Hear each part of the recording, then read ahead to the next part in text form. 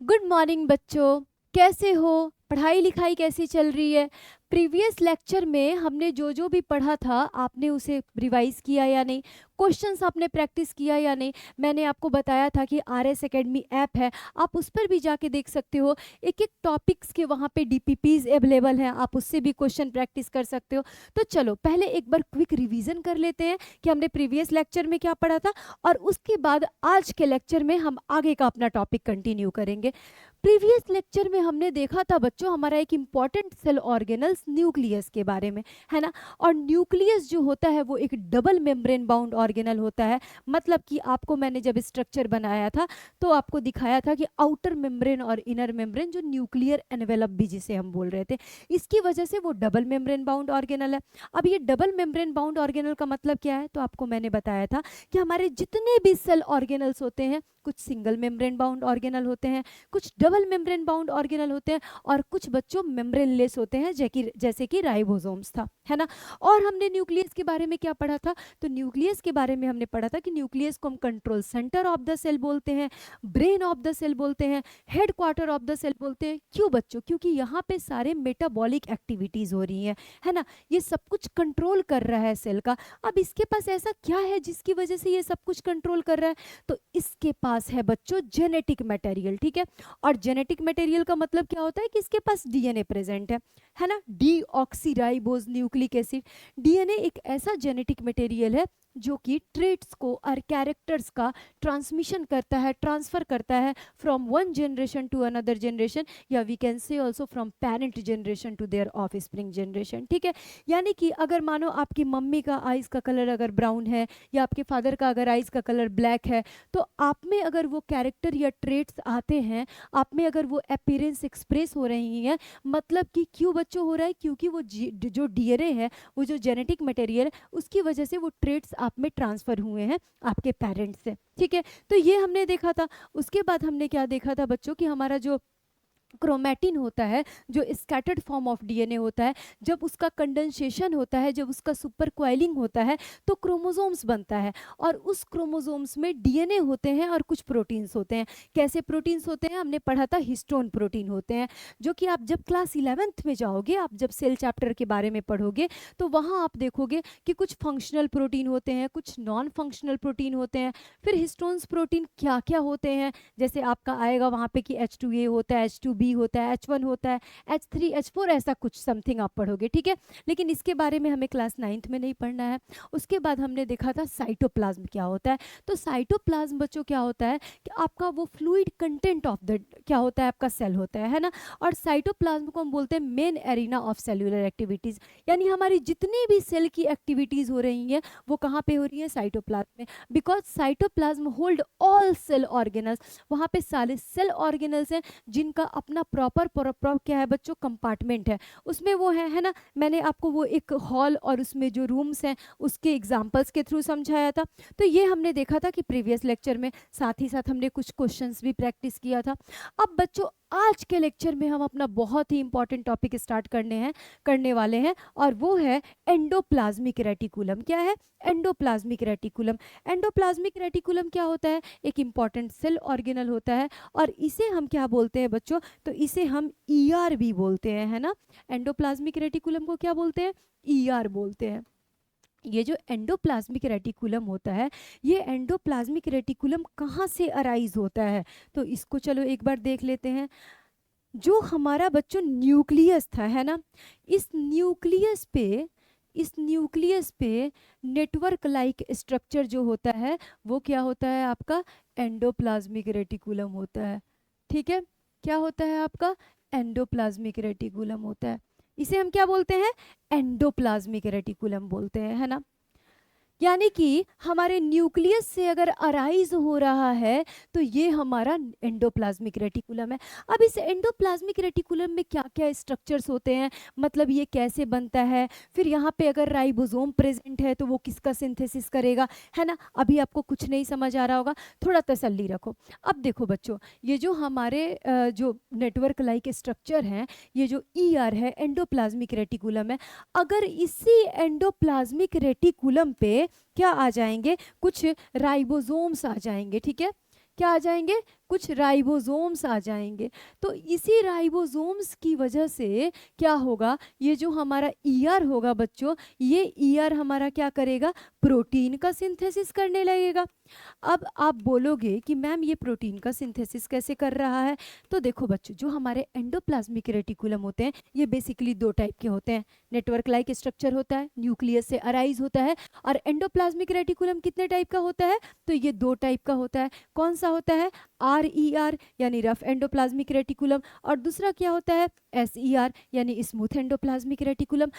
RER का मतलब क्या हो गया? रफ, यानी आपको माइक्रोस्कोप में इसका अपीयरेंस रफ दिखने वाला है ना, जब आप उसको माइक्रोस्कोप में ऑब्जर्व करोगे तो। स्मूथ ER SER यानी कि उसका आपको अपीयरेंस कैसा दिखने वाला है? स्मूथ दिखने वाला है। अब देखो, जो मैंने आपको बताया कि ये जो नेटवर्क लाइक स्ट्रक्चर है, ये जो न्यूक्लियस से अराइज हो रहे हैं, अगर इन पे राइबोसोम्स आकर के चिपक जाते हैं, ठीक है, अगर इन पे राइबोसोम्स होते हैं, तो चूंकि आगे मैं आपको पढ़ाऊंगी कि ribosome is the site of protein synthesis. Ribosome क्या करता है? प्रोटीन सिंथेसिस का काम करता है। तो ये हमारा RER क्या बनाएगा बच्चों? ये हमारा ER कैसा बन जाएगा? RER बन जाएगा। और ये RER क्या बनाएगा? प्रोटीन बनाएगा। ठीक है, अब इधर देखो, इधर जो आपको मैं ER दिखा रही हूँ, इस ER पे राइबोसोम्स नहीं चिपके हुए हैं, तो ये हमारा कैसा हो जाएगा बच्चों? ये हमारा SER हो जाएगा, मतलब कि स्मूथ एंडोप्लाज्मिक रेटिकुलम हो जाएगा। आया कॉन्सेप्ट समझ में? ध्यान से समझना है। एंडोप्लाज्मिक रेटिकुलम न्यूक्लियस से क्या है? अराइज हो रहा है ना, यानी कि न्यूक्लियस से वो बिल्कुल चिपका हुआ है। अब ये जो एंडोप्लाज्मिक रेटिकुलम है, ये एंडोप्लाज्मिक रेटिकुलम को बोलते हैं कि ये एक नेटवर्क लाइक स्ट्रक्चर है ना, ये एक नेटवर्क है न्यूक्लियस के सराउंड में। ये जो एंडोप्लाज्मिक रेटिकुलम है ये दो टाइप का है बच्चों।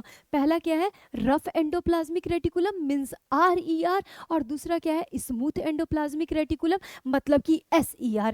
ये जो RER है, R है ना, ट्रिक याद रखना, R for rough ER, R for ribosomes, यानी जहां पे राइबोसोम्स प्रेजेंट रहेंगे उनको हम RER बोलेंगे, और जब हम इनको RER बोलेंगे तो ये क्या करेगा बच्चों? यहाँ पे ये प्रोटीन बनाएगा। ठीक है, यानी कि जब इसके सिस्टर्नी पे, इसे हम सिस्टर्नी बोलते हैं, जब इसके सिस्टर्नी पे राइबोसोम्स चिपक जाएंगे आकर के, तो ये हमारा जो एंडोप्लाज्मिक रेटिकुलम है ये RER कहलाता है, और ये प्रोटीन का सिंथेसिस करता है। अब दूसरी तरफ देखते हैं, व्हाट अबाउट SER, मतलब स्मूथ एंडोप्लाज्मिक रेटिकुलम क्या करता है? बच्चों, जो हमारा स्मूथ एंडोप्लाज्मिक रेटिकुलम है, यहाँ पे कोई भी राइबोसोम्स प्रेजेंट नहीं रहेगा, क्योंकि इसको तो प्रोटीन बनाना ही नहीं है। अब मैम, ये प्रोटीन नहीं बनाएगा तो ये क्या बनाएगा? तो ये SER क्या बनाएगा बच्चों? ये लिपिड बनाएगा, है ना। यानी कि प्लाज्मा मेम्ब्रेन के बारे में हमने पढ़ा था कि प्लाज्मा मेम्ब्रेन जो स्ट्रक्चर था वो किससे किससे मिलकर के बन रहा था? तो याद करो, लिपिड्स थे, फॉस्फोलिपिड, है ना, कुछ अमाउंट ऑफ कार्बोहाइड्रेट्स थे, 8 अमाउंट ऑफ कार्बोहाइड्रेट्स भी रहता है। आप आगे जब क्लास 11th में जाओगे तो आप पढ़ोगे कि biochemical composition of the cell, और उस टाइम में आप पढ़ोगे कि जब यूकैरियोटिक सेल को, जब उनके कंपोजिशन को देखा गया, RBC एरिथ्रोसाइट्स यानी कि रेड ब्लड सेल को लेकर के साइंटिस्ट ने देखा, तो उन्होंने ऑब्जर्व किया और उनको एक अमाउंट पता चला। तो वहाँ पे वो अमाउंट्स में रिप्रेजेंट किया गया है कि कितने अमाउंट ऑफ प्रोटीन होते हैं, कितने अमाउंट ऑफ कार्बोहाइड्रेट होते हैं, एंड कितने अमाउंट ऑफ लिपिड होते हैं। बट क्लास 9th के हमारा जो कॉन्सेप्ट है, जो हमारी NCERT की बुक है, जो हमारा नॉलेज है, उसके अकॉर्डिंगली हमें क्या पढ़ना पड़ता है बच्चों? हमें पढ़ना पड़ता है कि प्लाज्मा मेम्ब्रेन जो होता है वो हमारा लिपिड और सिंपल कार्बोहाइड्रेट और प्रोटीन से मिलकर के बना होता है। तो उसके लिए जो लिपिड और प्रोटीन कौन बनाएगा? ये एंडोप्लाज्मिक रेटिकुलम बनाएगा, है ना। SER क्या बना देगा? लिपिड बना देगा, और RER क्या बना देगा बच्चों? प्रोटीन बना देगा, है ना। अब साथ ही साथ ये SER जो है ये लिपिड भी बनाता है, और लिपिड बनाने के साथ साथ क्या करता है बच्चों? तो ये SER डिटॉक्सिफिकेशन ऑफ ड्रग भी करता है। ठीक है, ये लिपिड बनाने के साथ साथ क्या करेगा? डिटॉक्सिफिकेशन ऑफ ड्रग करेगा, डिटॉक्सिफिकेशन ऑफ ड्रग करेगा। यानी तुमसे कोई भी पूछे कि ER क्या होता है, तो तुम बोलोगे क्या है? नेटवर्क लाइक स्ट्रक्चर होता है, जो कि किससे अराइज होता है? न्यूक्लियस से अराइज होता है। और साथ ही साथ जो तुम्हारा एंडोप्लाज्मिक रेटिकुलम होता है ये दो टाइप का होता है, RER और SER। RER क्या करता है बच्चों, प्रोटीन का सिंथेसिस करता है। SER क्या करता है, लिपिड का सिंथेसिस करता है। RER में क्रिस्टी पे राइबोसोम्स आकर के अटैच हो जाते हैं, और तुम बाद में पढ़ोगे कि ये एक प्रोटीन की वजह से आकर के अटैच होते हैं, वो अटैच करने में उनको हेल्प करता है, और वो राइबोफोरिन प्रोटीन होता है। ठीक है, अब चलो अब आगे देखते हैं कि हमारे एंडोप्लाज्मिक रेटिकुलम के बारे में थोड़ा सा बच्चों थ्योरी यहाँ पे देख लेते हैं कि थ्योरी क्या है। ठीक है, देखो, a network of interconnecting membranes tube like structures present in cytoplasm। Simple है, ठीक है।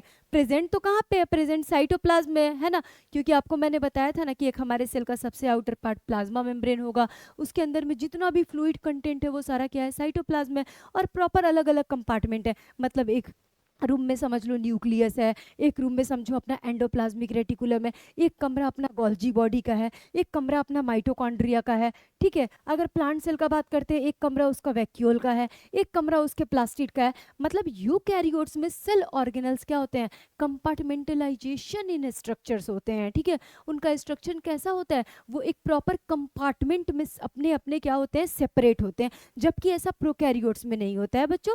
ये तुम आगे पढ़ोगे, ये कॉन्सेप्ट तुम्हारा आगे क्लियर होगा। तो देखो, gives mechanical support to the cell. Endoplasmic reticulum क्या कर रहा है, मैकेनिकल सपोर्ट दे रहा है। अच्छा, और हमने कहाँ पे पढ़ा था कि वो मैकेनिकल सपोर्ट प्रोवाइड कर रहा है, याद करो, प्लांट्स में हमने पढ़ा था, प्लांट सेल को लेकर के हमने पढ़ा था कि जो सेल वॉल होता है वो प्लांट्स को क्या करता है, मैकेनिकल सपोर्ट प्रोवाइड करता है। ठीक है, देखो, it was discovered by Porter, Claude and Fullam. ठीक है, इसको किसने किसने डिस्कवर्ड किया था, तो पॉटर ने डिस्कवर्ड किया था, क्लॉडे ने डिस्कवर्ड किया था, एंड फ्यूलम ने डिस्कवर्ड किया था। अब तुम बोलोगे मैम ये तो हमारे एनसीईआरटी में नहीं दिया है। तो बच्चों देखो, आप सिर्फ अपने स्कूल के एग्जामिनेशन के लिए तो नहीं पढ़ रहे हो, है ना। आगे अगर आप कोई भी ओलंपियाड्स का एग्जामिनेशन देते हो, कोई भी कॉम्पिटेटिव बेस्ड एग्जामिनेशन देते हो, तो थोड़ा सा अपने कॉन्सेप्ट को, हमेशा मैं बोलती हूँ, डेवलप करो। ठीक है, जब अपने कॉन्सेप्ट को, अपने नॉलेज को थोड़ा इन्हांस करोगे, तो वहाँ पे आपको वो क्या होंगी, प्रॉफिट के रूप में दिखने वाली है।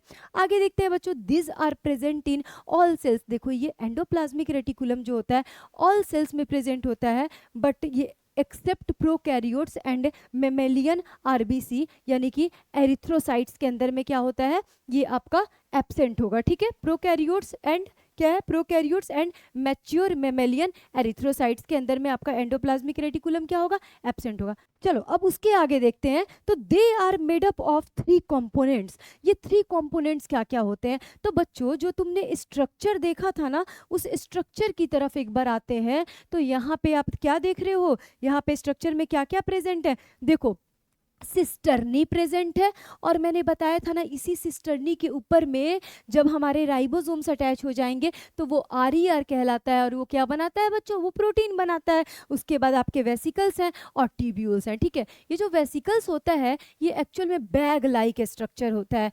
तो आप देख सकते हो यहाँ पे जब राइबोसोम्स अटैच हैं तो ये हमारा क्या हो जाएगा, RER हो जाएगा, और स्मूथ एंडोप्लाज्मिक रेटिकुलम क्या हो जाएगा, जहाँ पे ट्यूब्यूल्स प्रेजेंट रहेंगे। ठीक है, दीज आर ट्यूब्यूल्स, ये ट्यूब्यूल्स प्रेजेंट है, और यहाँ पे कोई राइबोसोम्स इससे आकर के अटैच नहीं हुई हैं।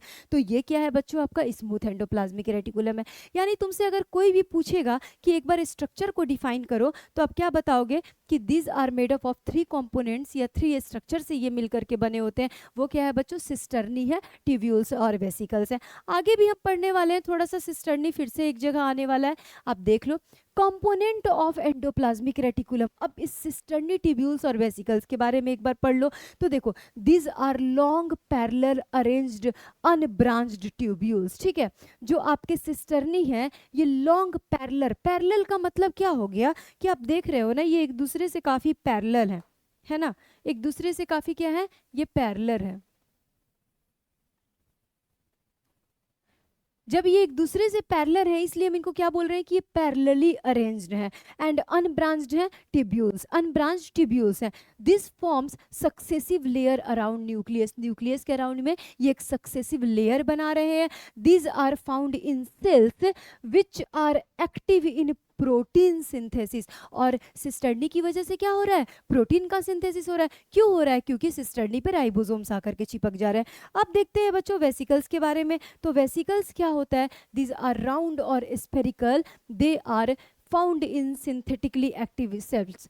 अब बच्चों जो वेसिकल्स होता है ये एक बैग लाइक स्ट्रक्चर्स होता है, मैं बाद में बताऊंगी। ये जो वेसिकल्स होता है इसी में जब प्रोटीन और लिपिड्स बन जाते हैं तो वो फिल हो जाते हैं, ठीक है, और बाद में वो एज ए सिक्रेटरी वेसिकल्स भी काम करने वाले हैं, मतलब जब मैं लाइसोसोम्स के बारे में पढ़ाऊंगी।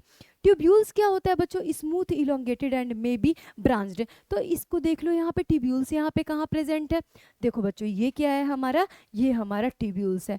यानी कि ट्यूब्यूल्स आपका कैसा रहेगा, ये आपका लॉन्ग लाइक स्ट्रक्चर है ना, और ये क्या है आपके, ये एक दूसरे से काफी पैरेलल है, ठीक है। चलो अब आगे देखते हैं बच्चों सिस्टर्नी ट्यूब्यूल्स और वेसिकल्स के बाद कि टाइप्स ऑफ एंडोप्लाज्मिक रेटिकुलम। और ये तो तुमको मैम ने रटवा दिया, क्योंकि हम स्टार्टिंग से कितना बार मैंने बोला RER SER RER SER, मतलब रफ एंडोप्लाज्मिक रेटिकुलम एक टाइप है और दूसरा स्मूथ एंडोप्लाज्मिक रेटिकुलम है।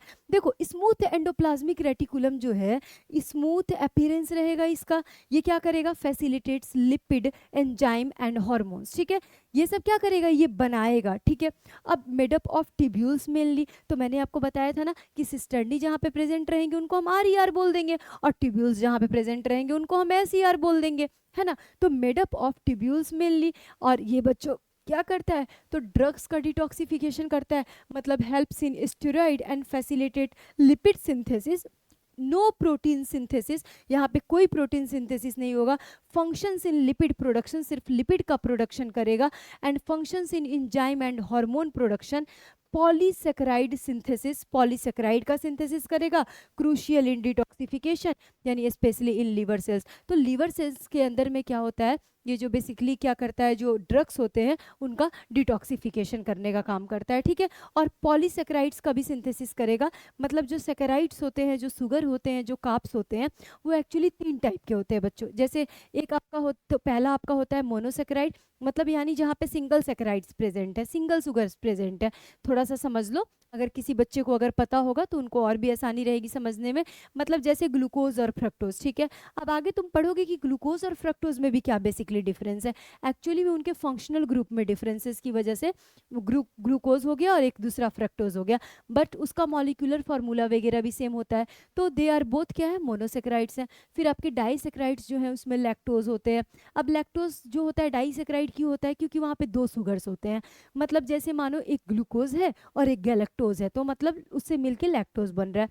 और तीसरा आपका होता है पॉलीसेकेराइड, तो ये पॉलीसेकेराइड का सिंथेसिस कर रहा है। मतलब पॉलीसेकेराइड मतलब क्या हो गया, पॉली मीन्स मेनी, यानी बहुत सारे सेकेराइड्स रहेंगे। जैसे इसका एग्जांपल हो गया सेल्यूलोज, ठीक है। चलो अब आगे देखते हैं बच्चों कि टाइप्स ऑफ एंडोप्लाज्मिक रेटिकुलम का जो दूसरा टाइप है वो रफ एंडोप्लाज्मिक रेटिकुलम है।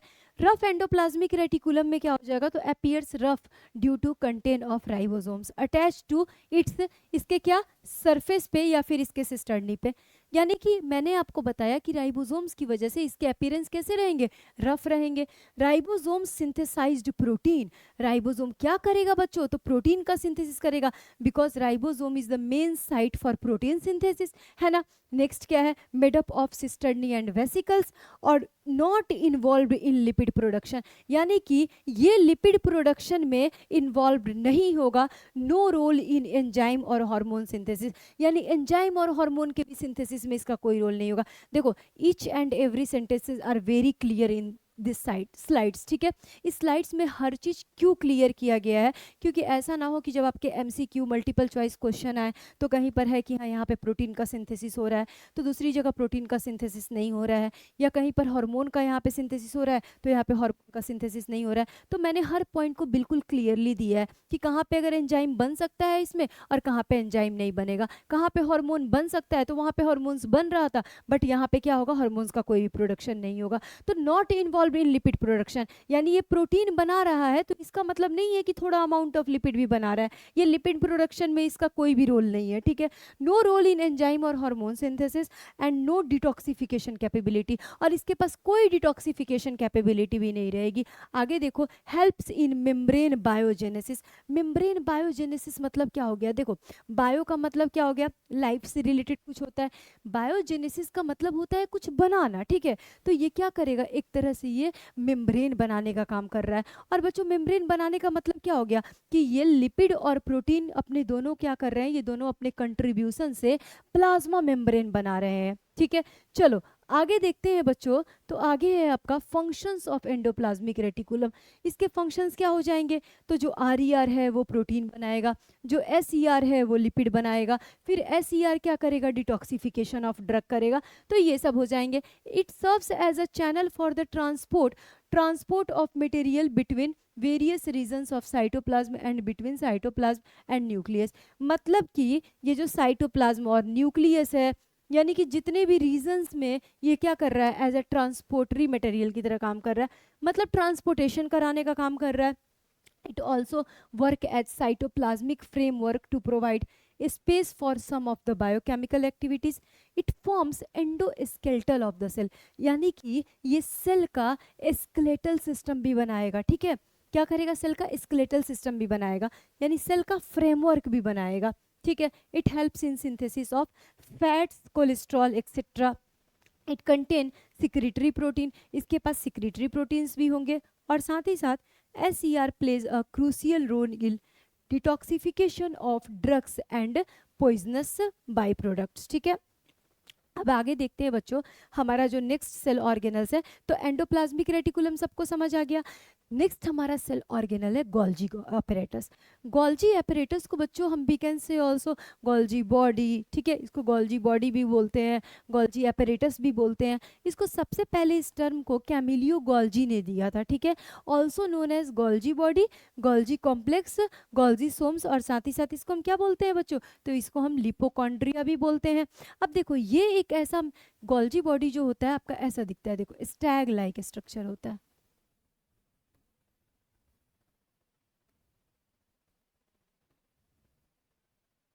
ठीक है, ये क्या हो गया आपका गोल्जी बॉडी हो गया। तो देखो मेम्ब्रेन्स, फ्लैटेंड सैक्स, सिस्टर्नी, ठीक है, tubules, vesicles and large vacuoles facilitates the packaging and transportation of protein across the cytoplasm. यानी जो गोल्जी बॉडी होता है ना बच्चों, बेसिकली गोल्जी बॉडी में दो फेसेस होते हैं। ठीक है, जो उसका फ्रंट फेस होता है, आपको मैं समझा दे रही हूँ एक बार इमेजेस के थ्रू। इसका जो फ्रंट फेस, जैसे ये गोल्जी बॉडी है, ठीक है, अब एंडोप्लाज्मिक रेटिकुलम ने क्या किया, प्रोटीन बना दिया, लिपिड बना दिया। अब वो जो प्रोटीन और लिपिड्स हैं, वो प्रोटीन और लिपिड को क्या करेगा, ये रिसीव करेगा। यानी तुमसे कोई भी पूछे कि गोल्जी बॉडी क्या कर रहा है, तो तुम सबसे पहले बोलोगे कि मैम गोल्जी बॉडी रिसीविंग का काम कर रहा है। क्या कर रहा है, रिसीविंग का काम कर रहा है। किसका रिसीव कर रहा है बच्चों, प्रोटीन को रिसीव कर रहा है, लिपिड को रिसीव कर रहा है। तो जब ये रिसीविंग का काम करता है तो ये सिस फेस के थ्रू करता है। यानी सिस फेस मतलब क्या हो गया, सिस फेस को हम बोलते हैं जो सामने का फेस है। ठीक है, जैसे मानो ये गोल्जी बॉडी है, तो ये रिसीविंग कहाँ से करेगा, इस वाले पोर्शन से तो नहीं करेगा, इस वाले पोर्शन से करेगा। तो ये क्या हो गया, गोल्जी बॉडी का सिस फेस हो गया। ठीक है, और चूंकि अब ये इसने रिसीव किया यहाँ से, तो हम सिस फेस को वी कैन से ऑल्सो, इसे हम फॉर्मिंग फेस भी बोलते हैं। ठीक है, हम इसे फॉर्मिंग फेस भी बोलते हैं। अब उसके बाद गोल्जी बॉडी ने जब रिसीव कर लिया, तो देखो ये रिसीव का काम कर रहा है, इसलिए हम बोलते हैं कि ये ट्रांसपोर्टेशन फंक्शन भी करता है। मतलब कि कोई भी चीज़ें या तो यहाँ से आ रही हैं, एंडोप्लाज्मिक रेटिकुलम से यहाँ तक आ रही हैं, या यहाँ से कहीं और जा रही हैं, मतलब कि ये ट्रांसपोर्टेशन में भी पार्टिसिपेट कर रहा है। तो इसके सिस फेस ने क्या किया, सबसे पहले उस प्रोटीन्स का, उस लिपिड्स का क्या किया, उसको रिसीव किया इसने, है ना। और किसके थ्रू बच्चों किया, तो अपने सिस फेस के थ्रू किया, या अपने फॉर्मिंग फेस के थ्रू किया, या we can say also convex face, हम इसे कॉन्वेक्स फेस भी बोलते हैं। अब जब ये रिसीव कर लेता है, तो अब ये क्या है बच्चों, ये ट्यूब्यूल्स है, और ये क्या है, इसका सिस्टर्नी है। सिस्टर्नी कैसे प्रेजेंट है, स्टैग लाइक स्ट्रक्चर में, मतलब कि उसकी अपीयरेंस कैसी है, एक के ऊपर एक, एक के ऊपर एक, ऐसे इसका अपीयरेंस है। अब देखो जब इसने रिसीव कर लिया, तो रिसीव करने के बाद यहाँ पे क्या होता है, बीच में मॉडिफिकेशन प्रोसेस चलता है। मॉडिफिकेशन का मतलब क्या हो गया, इसका मतलब हो गया कि मानो इसको वो प्रोटीन ही पसंद नहीं आ रहा है, इसको वो लिपिड ही पसंद नहीं आ रहा, तो उसमें ये मॉडिफिकेशन करेगा। कैसे मॉडिफिकेशन करेगा, तो चूंकि बच्चों इसके पास कुछ सुगर्स प्रेजेंट होते हैं, और सुगर्स को हम क्या बोलते हैं, तो सुगर्स को हम बोलते हैं ग्लाइकॉन। ठीक है, तो एंडोप्लाज्मिक रेटिकुलम ने जो लिपिड बनाया था ना, जो प्रोटीन बनाया था ना, उनके साथ क्या करता है, ग्लाइकॉन को ऐड कर देता है। अब अगर लिपिड को ग्लाइकॉन के साथ ऐड करता है, तो हम उसे बोलते हैं ग्लाइकोलिपिड। क्या हम बोलते हैं उसे? ग्लाइकोलिपिड। और अगर ग्लाइकॉन के साथ प्रोटीन को ऐड करता है तो हम उसे क्या बोलते हैं बच्चों? ग्लाइकोप्रोटीन बोलते हैं। तो हुआ ना, ये मॉडिफिकेशन का काम कर रहा है ना। अब आप बोलोगे यस मैम, क्यों? क्योंकि बच्चों वो तो एंडोप्लाज्मिक रेटिकुलम से इसने प्रोटीन लिया था, इसने लिपिड में लिया था, लेकिन इसको बस ऐसे ही चैन से नहीं रहना है, इसको उसके अंदर करना है मॉडिफिकेशन। और अगर इसको मॉडिफिकेशन करना है तो इसके पास क्या अवेलेबल है? ग्लाइकॉन अवेलेबल है, मतलब शुगर अवेलेबल है। तो ये क्या कर रहा है? शुगर के साथ प्रोटीन को जोड़ ले रहा है और ग्लाइकोप्रोटीन बना दे रहा है, शुगर के साथ लिपिड को जोड़ ले रहा है, ग्लाइकोलिपिड बना ले रहा है।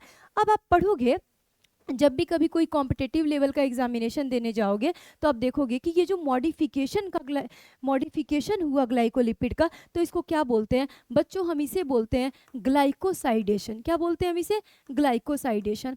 और जो प्रोटीन का मॉडिफिकेशन हुआ इसे हम क्या बोलते हैं बच्चों? ग्लाइकोसाइलेशन। ठीक है, तो याद रखोगे कि जो आपका प्रोटीन जो है आपके शुगर के साथ ऐड हुआ और ऐड होने के बाद जो उसने ग्लाइकोप्रोटीन बनाया, that process is known as glycosylation. And जब लिपिड के साथ ग्लाइकॉन ऐड हुआ तो ग्लाइकोलिपिड बनाया, and that modification is known as क्या होगा बच्चों? ग्लाइकोसाइडेशन। ठीक है, साइडेशन याद रखना, ग्लाइकोसाइडेशन मतलब लिपिड। ठीक है, ग्लाइकोलिपिड बन रहा है और लिपिड के साथ क्या अटैच हो रहा है? ग्लाइकॉन अटैच हो रहा है। तो आया ना समझ में इसका फंक्शन? यानी इसने क्या किया? इसने पहले प्रोटीन और लिपिड को रिसीव किया। अब रिसीविंग करने के बाद इसका मन नहीं भरा तो इसे मॉडिफिकेशन भी अब उसके अंदर करना है। तो जब इसने मॉडिफिकेशन कर लिया तो मॉडिफिकेशन करने के बाद क्या हो जाएंगे? तो वो बच्चों एक्चुअल में अब ट्रांस फेज की तरह चले जाएंगे। ठीक है, अब जैसे आप देख रहे हो ना ये अरेंजमेंट, तो ये जो अरेंजमेंट है सिस फेज के थ्रू इसने रिसीव किया, अब उसको क्या करेगा? उसको नीचे की तरफ भेज देगा, मतलब उसको ट्रांस फेज की तरफ भेज देगा। अब ट्रांस फेज की जब तरफ उसको भेज देता है तो हम उसको बोलते हैं, ये एक्चुअल में वेसिकल्स में फील होते हैं। अब वो वेसिकल्स मैच्योर हो गया तो वो एज अ सिक्रेटरी वेसिकल काम करेगा। ठीक है, तो ये सिक्रेटरी वेसिकल को हम क्या बोलते हैं? तो इसे हम बोलते हैं बच्चों मैच्योर वेसिकल। ठीक है, या मैच्योर फेस भी बोलेंगे। जैसे हम इसे फॉर्मिंग फेस, यानी अभी वो बनाने की स्थिति में है और अब ये मैच्योर हो गया है तो ये मैच्योरिंग फेस हो गया। यानी तुमसे कोई भी पूछेगा गोल्जी बॉडी के फंक्शंस के बारे में तो तुम क्या बताओगे बच्चों? सिंपल सा तुम बोलोगे कि मैम सबसे पहले जो गोल्जी बॉडी होता है उस गोल्जी बॉडी के जो स्ट्रक्चर्स होते हैं, कंपोनेंट्स होते हैं, उसमें सिस्टर्नी प्रेजेंट होता है, ट्यूब्यूल्स और वेसिकल्स प्रेजेंट होता है। ये Golgi body term Camillo Golgi ने दिया था। गोल्जी बॉडी जो होता है ये गोल्जी बॉडी रिसीविंग का काम करता है। ठीक है, यानी कि प्रोटीन और लिपिड का रिसीविंग किया, फिर इसने मॉडिफिकेशन किया और मॉडिफिकेशन करने के बाद उसको ट्रांसफेस की तरफ क्या किया? भेज दिया। Cisternae they are flattened plate like tubules, है ना। वेसिकल्स क्या है? They are spherical tubules. और वैक्यूल्स क्या है बच्चों? तो large spherical periphery occurring vesicles. ठीक है, Golgi vacuoles are constantly and rapidly renewed, वो रिन्यूड भी होते रहते हैं, composed of lipid and fats and that is why called, इसको हम क्या बोलते हैं? इसलिए हम इसको लिपोकॉन्ड्रिया भी बोलते हैं। हमने पढ़ा था ना गोल्जी बॉडी को हम लोग लिपोकॉन्ड्रिया बोलते हैं, गोल्जी एपरेटस बोलते हैं, तो लिपोकॉन्ड्रिया क्यों बोलते हैं ये समझ आ गया सबको। चलो अब बढ़ते हैं बच्चों, नेक्स्ट आपका क्या है? Functions of Golgi body. तो फंक्शंस में आपको मैंने क्या सिंपल समझाया? रिसीविंग करा रहा है, मॉडिफिकेशन करा रहा है और क्या कर रहा है बच्चों? ये एक्रोजोम का भी फॉर्मेशन करता है। ठीक है, गोल्जी बॉडी क्या करता है? Formation of acrosome. एक्रोजोम का मतलब क्या होता है? देखो आपको पता होगा, आपने क्लास 8 में पढ़ा होगा रिप्रोडक्शन इन ऑर्गेनिज्म। तो जो सेक्सुअल रिप्रोडक्शन होता है, ड्यूरिंग सेक्सुअल रिप्रोडक्शन क्या होता है बच्चों? जो स्पर्म होते हैं उस स्पर्म का एक के साथ फर्टिलाइज करना जरूरी रहता है ना। जब वो फर्टिलाइज करेंगे तो तब जाके क्या बनेगा बच्चों? जाइगोट बनेगा। तो जो एग होता है उस एग के ऊपर में जो ओवम होते हैं उसके ऊपर में मेम्ब्रेन होता है।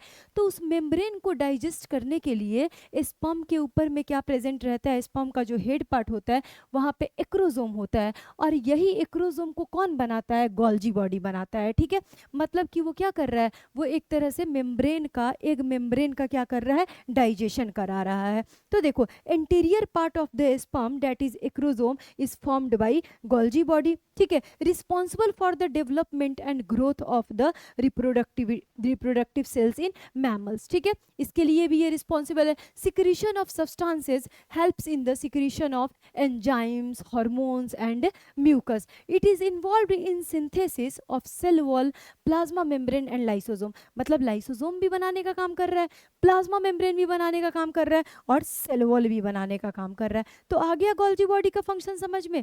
अब आगे देखते हैं लाइसोसोम्स क्या होता है। लाइसोसोम्स जो होता है बच्चों, लाइसोसोम्स को हम सुसाइडल बैग बोलते हैं, ठीक है, यानी कि इसको हिंदी में बोलते हैं आत्म हत्या की थैली, ठीक है। तो ये लाइसोसोम्स करता क्या है? एक्चुअल में जो लाइसोसोम्स होते हैं, इनके जो अंदर के मीडियम होते हैं, इनके पास कुछ डाइजेस्टिव एंजाइम्स होते हैं, ठीक है। इनके पास कुछ हाइड्रोलिटिक एंजाइम्स होते हैं, डाइजेस्टिव एंजाइम्स होते हैं। उनकी हेल्प की वजह से क्या करते हैं बच्चों, ये डाइजेशन का काम करते हैं। कैसे डाइजेशन का काम करते हैं? अब मानो जब प्लाज्मा मेम्ब्रेन बन रहा होगा, जब बायोजेनेसिस हो रहा होगा, तो ऐसा तो नहीं है कि सारे सेल ऑर्गेनल्स जो हैं वो प्रॉपरली काम कर रहे हैं, कुछ एरर नहीं आ रहा है। अब अगर वहाँ पे कुछ एरर आ गया तो सेल को भी तो क्या करना है? आपने पढ़ा था ना, जब हमने ट्रांसपोर्टेशन पढ़ा था तो हमने पढ़ा था फेगोसाइटोसिस, है ना। तो यानी कि ऑटोफेगोसाइटोसिस, फेगोसाइटोसिस, मतलब जो हमारा साइटो वर्ड का मतलब क्या हो गया? सेल। जब सेल ही क्या करे, उसको अब लगे कि अब ये मेरे काम का कोई भी जो है सेल ऑर्गेनल्स नहीं है, मेरे काम का ये प्लाज्मा मेम्ब्रेन नहीं है, जब प्लाज्मा मेम्ब्रेन का सिंथेसिस हो रहा होता है तो उसको वो डाइजेस्ट कर जाए। कैसे डाइजेस्ट करेगा बच्चों? क्योंकि वहाँ पे लाइसोसोम्स प्रेजेंट रहता है। अब आप पढ़ोगे ना, जब आप क्लास 10th में जाओगे तो आप पढ़ोगे, एक आपका पहला चैप्टर है बायो का, लाइफ प्रोसेस। आप लाइफ प्रोसेस में पढ़ने वाले हो कि जो हमारा आरबीसी है, जो हमारा रेड ब्लड सेल होता है, वो रेड ब्लड सेल 120 दिन उसका लाइफ स्पैन होता है और उसके बाद उसके पास लाइसोसोम्स ही प्रेजेंट नहीं होते हैं। अब जब लाइसोसोम्स प्रेजेंट नहीं होते हैं तो बेचारा 120 दिन बाद जब मर जाएगा तो वो जाएगा कहाँ? तो एक्चुअल में उसको स्प्लीन ले लेता है, ठीक है। और इसी वजह से उसको हम ग्रेवयार्ड ऑफ आरबीसी बोलते हैं, यानी कि आरबीसी का वो क्या हो गया? कब्रिस्तान हो गया, है ना। अब देखो, डिस्कवर्ड बाय क्रिश्चियन ड्यूड्यूबे, और ये अक्सर आपके ओलंपियाड्स में बच्चों क्वेश्चन पूछे जाते हैं कि हु डिस्कवर्ड लाइसोसोम्स, लाइसोसोम्स को किसने डिस्कवर्ड किया था। ये एक tiny spherical sac like structure होता है and we can say also suicidal bag और डाइजेस्टिव बैग। क्यों डाइजेस्टिव बैग बोल रहे हैं? क्योंकि इसके पास डाइजेस्टिव एंजाइम्स प्रेजेंट है। Lysosomes break down complex substances into simpler ones, यानी कॉम्प्लेक्स सब्सटेंसेस को ब्रेक डाउन कर देता है, सिंपलर फॉर्म में कर देता है। क्यों? क्योंकि इसके पास सिंपल एंजाइम प्रेजेंट होता है। डाइजेस्ट डेड और damage cells and organic substances. अब बच्चों, ये जो लाइसोसोम्स होता है, ये किससे मिलकर के बना होता है, किसके द्वारा बना होता है? तो लाइसोसोम्स को हमारा रफ एंडोप्लाज्मिक रेटिकुलम यानी आरईआर बनाता है। It is surrounded by single thin membrane of lipoprotein. अब कुछ सिंगल मेम्ब्रेन बाउंड ऑर्गेनल होते हैं, कुछ डबल मेम्ब्रेन बाउंड ऑर्गेनल होते हैं। तो ये क्या होता है बच्चों? ये सिंगल मेम्ब्रेन बाउंड ऑर्गेनल होता है, ठीक है। डबल मेम्ब्रेन बाउंड ऑर्गेनल क्या था? याद करो, nucleus double membrane bound organelle था। मेम्ब्रेनलेस का एग्जांपल मैंने क्या बताया था? Ribosomes membraneless bound less organelle था, ठीक है, यानी उसके ऊपर कोई भी मेम्ब्रेन्स नहीं होता है। तो इसका फंक्शंस क्या है? ये आपको जो राइबोसोम्स दिख रहा है, अब चूंकि इस राइबोसोम्स के पास एंजाइम है और यहाँ पे अंदर में क्या होता है बच्चों, इसका जो पीएच होता है वो एक्चुअल में क्या होता है? एसिडिक मीडियम होता है। यहाँ पे क्या होता है? एसिडिक मीडियम होता है, क्योंकि जब एसिडिक मीडियम रहेगा तभी तो वो वहाँ पे एंजाइम्स जो है वो डाइजेस्ट करेंगे। अब कौन कौन से एंजाइम्स होते हैं? तो बच्चों कुछ एंजाइम्स होते हैं, जैसे एक बार नाम देख लेते हैं, लाइपेजेज होता है, ठीक है। अब लाइपेजेज किसका डाइजेशन करेगा? तो लिपिड्स का डाइजेशन करेगा, है ना। और क्या होता है बच्चों? तो कार्बोहाइड्रेजेज होता है। कार्बोहाइड्रेट्स किसका ये करेगा? डाइजेशन करेगा, कार्बोहाइड्रेट्स का करेगा। और क्या होता है? तो और होता है आपका प्रोटीनेज होता है। प्रोटीनेज किसका डाइजेशन करेगा? प्रोटीन्स का डाइजेशन करेगा। यानी जो मैं डाइजेस्टिव एंजाइम्स के बारे में बात कर रही हूँ वो ये सारे डाइजेस्टिव एंजाइम्स है। और ये कहाँ पे प्रेजेंट रहेंगे बच्चों? तो वो जो एसिडिक मीडियम रहेगा वहाँ पे प्रेजेंट रहेंगे, ठीक है। Digestion of food, foreign material etcetera by lysosomes is called heterophagy. उसको हम क्या बोलते हैं? इसको हम हेट्रोफैगी प्रोसेस बोलते हैं, ठीक है। अब मैंने आपको ये बताया ना कि जब सेल का स्ट्रक्चर बन रहा हो या जब सेल डैमेज हो रहा हो, जब तो लाइसोसोम्स क्या होता है? अपने आप को बस्ट कर देता है और उसको क्या कर देता है? उसको खा लेता है, ठीक है। यानी कि इसीलिए हम लाइसोसोम्स को क्या बोलते हैं? कि ये suicidal bag of the cell है। अब देखो, हमने आज के लेक्चर में सेल ऑर्गेनल्स में तीन अपना जो इंपॉर्टेंट सेल ऑर्गेनल्स है उसको कवर किया। पहला क्या था आपका एंडोप्लाज्मिक रेटिकुलम था, और दूसरा क्या था बच्चों गोल्जी बॉडी था, और तीसरा लाइसोसोम्स था। एक्चुअल जब आप क्लास 11th में जाओगे तो पढ़ोगे कि ये एंडोमेम्ब्रेन सिस्टम है। क्यों ये एंडोमेम्ब्रेन सिस्टम है? क्योंकि इनका जो वर्क है, इनका जो फंक्शंस है वो काफ़ी एक दूसरे से कोऑर्डिनेटेड है, ठीक है। यानी कि अब देखो कुछ ऑर्गेनल्स ऐसे हैं जिनको कोई मतलब नहीं, अपना उनका सेपरेट फंक्शन है, ठीक है। जैसे मानो माइटोकॉन्ड्रिया है, उसका अपना एक सेपरेट फंक्शन है, प्लास्टिड है, उसका अपना एक सेपरेट फंक्शन है। लेकिन यहाँ तुम क्या देख रहे थे? यहाँ पे तुमने देखा कि एंडोप्लाज्मिक रेटिकुलम ने बड़े आराम से प्रोटीन और लिपिड बनाया है ना। अब जब उसने प्रोटीन और लिपिड बनाया मीन्स यानी प्लाज्मा मेम्ब्रेन बना, और वही प्रोटीन और लिपिड को क्या किया गोल्जी बॉडी ने रिसीव किया, उसके अंदर में मॉडिफिकेशन किया और उसको मैच्योर वेसिकल्स के रूप में कन्वर्ट कर दिया। और उसके बाद आ गया लाइसोसोम्स कि अगर कोई भी गड़बड़ी है, कोई भी एरर है तो उसको क्या करेगा, अपने डाइजेस्टिव एंजाइम को रिलीज करेगा और उसका डाइजेशन कर देगा।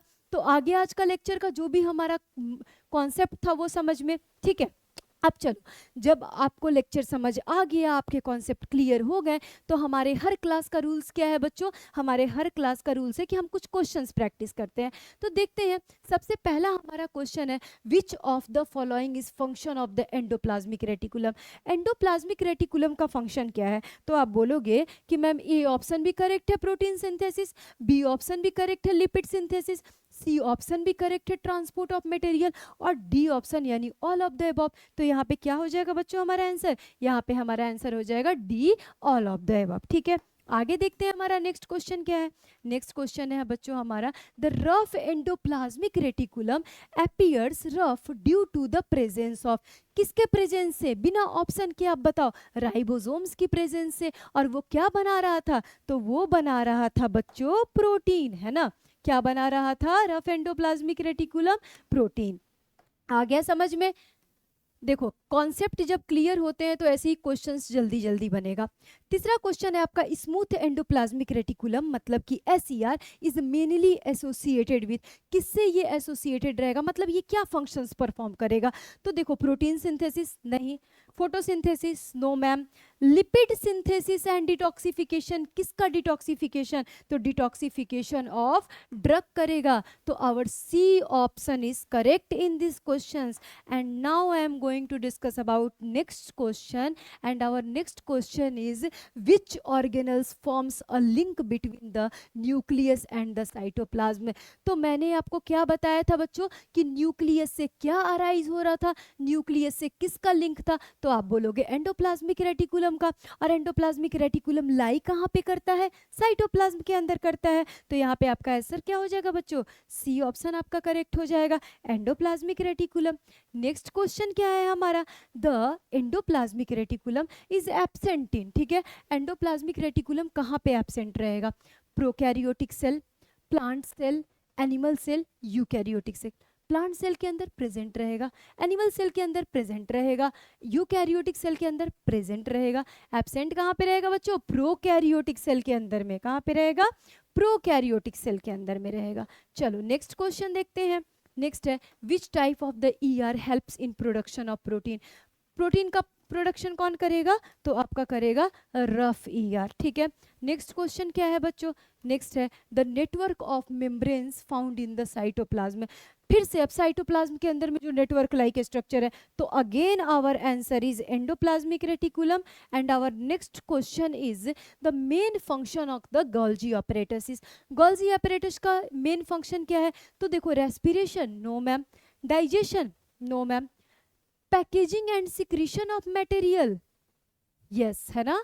पैकेजिंग कर रहा है। पैकेजिंग मतलब क्या कर रहा था बच्चों? वो मॉडिफिकेशन का काम कर रहा था, है ना। एक उसके पास लिपिड ऑलरेडी आ रखा था, प्रोटीन ऑलरेडी आ रखा था, अब उसके अंदर में ग्लाइकॉन का भी पैकेजिंग कर रहा था। मतलब our C option is correct in this questions. And our next question is, हमारा नेक्स्ट क्वेश्चन क्या है? Golgi apparatus was discovered by। गोल्जी apparatus किसने डिस्कवर्ड किया? तो आपको मैंने बताया था कि गोल्जी apparatus कैमिलियो गोल्जी ने डिस्कवर्ड किया। अब कहीं कहीं पे कैमिलियो गोल्जी नहीं रहता है, सिर्फ कैमिलियो रहता है, तो वहाँ भी आपका क्या हो जाएगा? कैमिलियो आंसर आपका करेक्ट हो जाएगा। Which of the following organelles works closely with the Golgi apparatus to modify and transport protein. ठीक है, ध्यान से देखो, which of the following organelles, यानी कौन ऐसा ऑर्गेनल्स है वर्क्स क्लोजली, ठीक है, with the Golgi apparatus, Golgi apparatus से to modify and transport protein, को मॉडिफाई भी कर रहा है और प्रोटीन का ट्रांसपोर्टेशन भी कर रहा है। मतलब क्या हो जाएगा बच्चों, एंडोप्लाज्मिक रेटिकुलम हो जाएगा। क्या हो जाएगा, एंडोप्लाज्मिक रेटिकुलम हो जाएगा। और कौन प्रोटीन बना रहा है, तो उसका RER। The structure of Golgi apparatus consist of, Golgi apparatus में क्या क्या था, सिस्टर्नी था, ट्यूब्यूल्स था, वैक्यूल्स था। तो यहाँ पे क्या हो जाएगा, आपको मैंने बताया स्टैक लाइक रहेंगे। स्टैक लाइक का मतलब क्या हो गया कि इसके सिस्टर्नी कैसे प्रेजेंट रहेंगे, ऐसे, है ना। आपको मैंने इमेजेस के थ्रू समझाया था कि ये ऐसे प्रेजेंट रहेंगे स्टैक लाइक। तो यहाँ पे हमारा क्या हो जाएगा बच्चों, हमारा सी ऑप्शन करेक्ट हो जाएगा कि स्टैक ऑफ फ्लैटेंड मेम्ब्रेन्स कौन से हैं, ये है आपका सिस्टर्नी। नेक्स्ट क्वेश्चन चलो देखते हैं। तो नेक्स्ट क्वेश्चन है, which of the following cell organelles helps in formation of lysosome. Lysosome का फॉर्मेशन कौन कर रहा था, गोल्जी एपरेटस कर रहा था, गोल्जी बॉडी कर रहा था। तो यहाँ पे हमारा क्या हो जाएगा, डी ऑप्शन करेक्ट हो जाएगा। अच्छा, अब याद करो, गोल्जी बॉडी जो है, गोल्जी एपरेटस है, और किसका फॉर्मेशन कर रहा था, एक्रोसोम का भी फॉर्मेशन कर रहा था। ठीक है, which of the following is not a function of Golgi apparatus, इसमें से गोल्जी एपरेटस का कौन सा फंक्शन नहीं है, प्रोटीन मॉडिफिकेशन कर रहा था, लिपिड ट्रांसपोर्ट कर रहा था, फॉर्मेशन ऑफ लाइसोसोम्स एग्जैक्टली करता है, एनर्जी प्रोडक्शन है ना, एनर्जी प्रोडक्शन का इससे कोई लेना देना नहीं है। अब नेक्स्ट लेक्चर में मैं तुम्हें पढ़ाऊंगी कि एनर्जी प्रोडक्शन का लेना देना किससे है। चलो, कौन से ऑर्गेनल्स का उससे लेना देना है।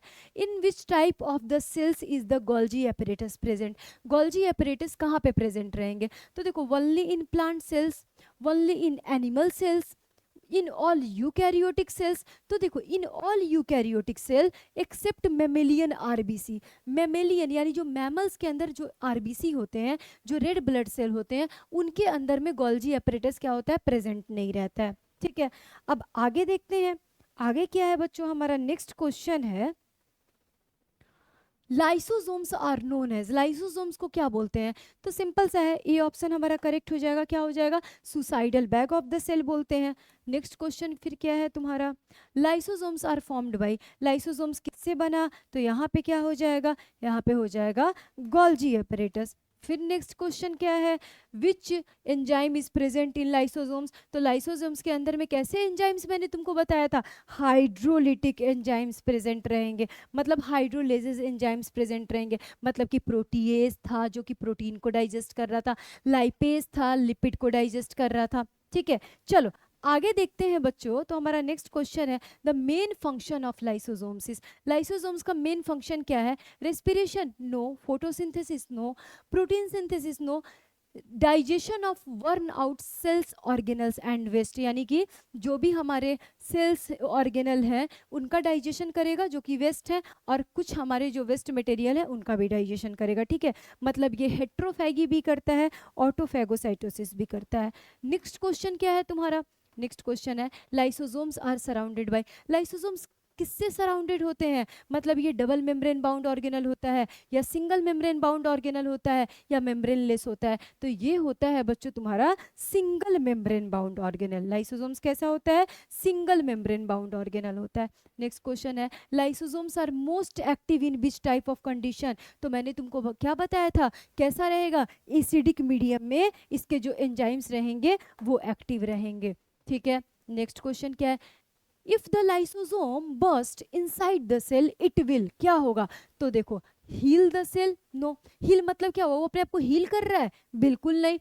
कॉज नो इफेक्ट, ये भी तुम्हारा ऑप्शन रॉन्ग हो जाएगा। डाइजेस्ट द सेल इटसेल्फ, है ना, इसका मतलब क्या हो गया कि वो अपने सेल को खुद से डाइजेस्ट कर लिया। तो यहाँ पे सी ऑप्शन क्या हो जाएगा, तुम्हारा सी ऑप्शन यहाँ पे करेक्ट हो जाएगा। नेक्स्ट क्वेश्चन क्या है, तो चलो इतना ही क्वेश्चन था आज के लिए। ठीक है, और मैं आपको हमेशा बार बार बोल रही हूँ, हर लेक्चर में मैं आपको रिपीट कर रही हूँ कि अगर इससे ज़्यादा आपको क्वेश्चन चाहिए तो आप हमारे ऐप पे जाके जो भी हमारा डीपीपीज वाला सेक्शन है उसमें ये लाइसोसोम से रिलेटेड आपको बहुत सारे क्वेश्चंस मिलेंगे, गोल्जी apparatus से रिलेटेड बहुत सारे क्वेश्चंस मिलेंगे, ठीक है। और वहाँ पे आपको हर टाइप का पैटर्न मिलने वाला है, मतलब वेरी शॉर्ट टाइप का क्वेश्चंस भी मिलेगा, शॉर्ट टाइप का भी क्वेश्चंस मिलेगा और आपको लॉन्ग टाइप का भी क्वेश्चंस मिलेगा। तो आप अपने प्रैक्टिस के लिए जाकर के उन क्वेश्चंस को सॉल्व कर सकते हो, ठीक है। अब नेक्स्ट लेक्चर में बच्चों हम कुछ हमारे डबल मेम्ब्रेन बाउंड ऑर्गेनल को कवर करते हुए मिलेंगे। आज के लिए सिर्फ इतना ही। Thank you so much. अच्छे से पढ़ाई करते रहो।